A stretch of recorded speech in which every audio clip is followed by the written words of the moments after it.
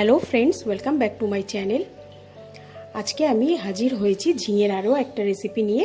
আজকে আমি বানাবো ঝিঙে মুগ ডাল দিয়ে ঘন্ট। এটা গরম ভাতে খেতে খুবই অসাধারণ লাগে আর খুব অল্প উপাদান দিয়ে এটা তৈরি হয়ে যায়। তাহলে চলুন দেখে নিই কী কী লাগছে। মুগ ডাল দিয়ে ঝিঙের ঘন্ট করার জন্য এখানে আমি লম্বা লম্বা করে ভালো করে ঝিঙেগুলোকে কেটে ধুয়ে রেখেছি। লম্বা লম্বা করে কিছু আলু নিয়ে নিয়েছি। আর এখানে আমি হাফ কাপের মতো মুগ ডাল ভালো করে ধুয়ে জলটাকে ঝরিয়ে রেখেছি।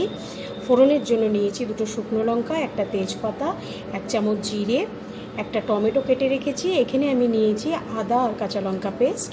আর এখানে গুঁড়ো মশলার মধ্যে নিয়েছি 1 চামচ জিরে গুঁড়ো, 1 চামচ হলুদ গুঁড়ো আর পরিমাণ মতো নুন। তাহলে চলুন শুরু করা যাক রান্নাটা। এখানে আমি 2 চামচ সাদা তেল খুব ভালো করে গরম করে নিয়েছি। এবার এই তেলে আমি আলুগুলোকে একটু ভেজে নেব।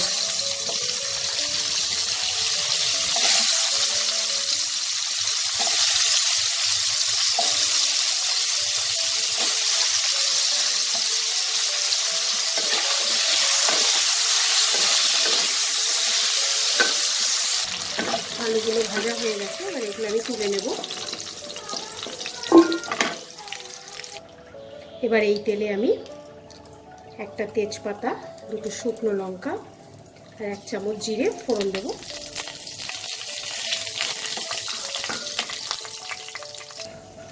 ফোড়নটা থেকে ভাজা ভাজা গন্ধ বের হয়ে গেলে আমি এবার ধুয়ে রাখা মুগ ডালটা দিয়ে দেবো।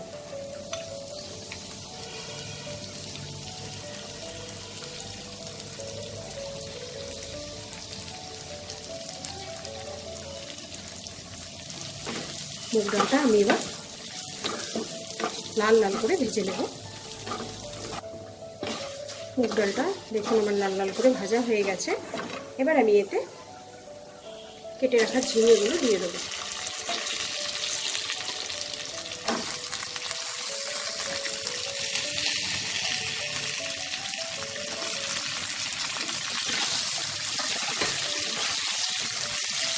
ঝিঙেটা দিয়ে অল্প একটু নাড়াচাড়া করব। ঝিঙেটা দিয়ে আমি 2-3 মিনিট ভালো করে নেড়ে নিয়েছি। এবার এতে আমি টমেটোটা আর আদা কাঁচা লঙ্কার পেস্টটা দিয়ে দেবো।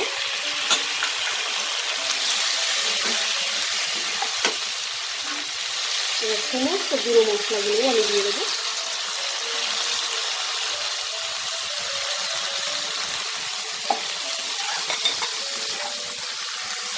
দিয়ে আমি এটাকে ভালো করে মিশাবো। মশলাগুলোকে সব ভালো করে একটু কষিয়ে নেব। কষাতে কষাতেই আমি ভেজে রাখা আলুগুলোও দিয়ে দেবো।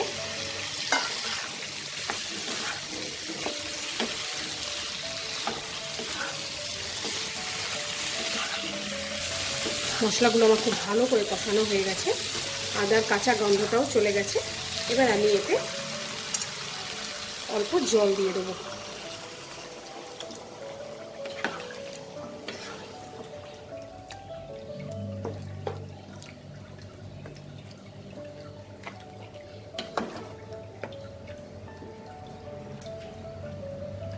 এবার এটাকে আমি ঢেকে 10 থেকে 15 মিনিট এইভাবে রান্না করব। আমি 15 মিনিট পর ঢাকাটাকে খুলে নিয়েছি।